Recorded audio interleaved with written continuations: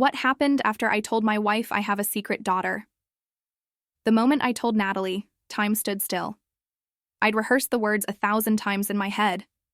I even wrote them down and practiced saying them out loud in the mirror. But nothing prepares you for the look in someone's eyes when their world shatters. We were in the kitchen.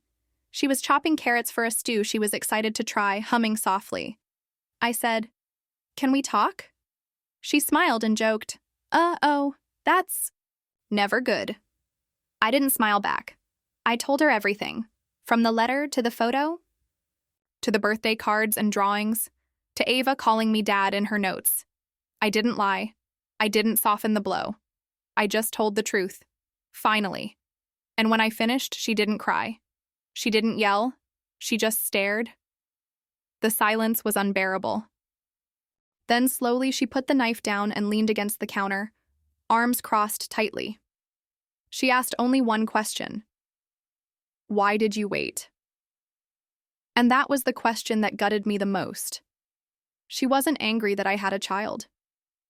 She was angry that I'd built this separate emotional world, kept it hidden from her, and carried it alone instead of letting her in.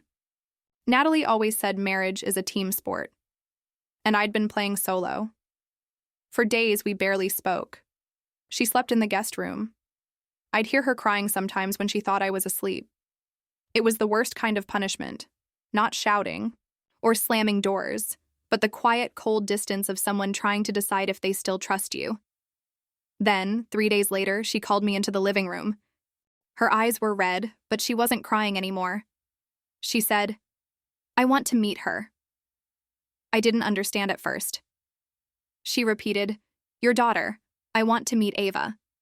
Natalie explained that if we were going to move forward, there couldn't be secrets. She needed to see Ava, to know the child that had already changed our lives without ever stepping into it. She needed to face this head-on, not out of obligation, but out of love, for me, for us. And maybe, eventually, for Ava too. So I called Rachel. A week later, we met at a small park just outside the city. Ava wore a yellow dress with sunflowers on it. She was nervous, clutching a little stuffed rabbit. When she saw me, she ran and hugged my legs. My heart nearly stopped. Then she turned to Natalie, curious, cautious. Natalie knelt down, smiled, and said, "Hi, Ava.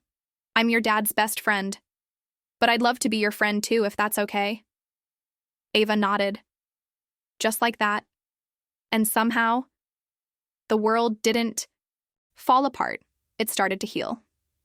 Do you believe secrets always ruin relationships, or can honesty rebuild them? Let us know in the comments, and don't forget to subscribe for more emotional, true-to-life stories that stay with you long after you hear them.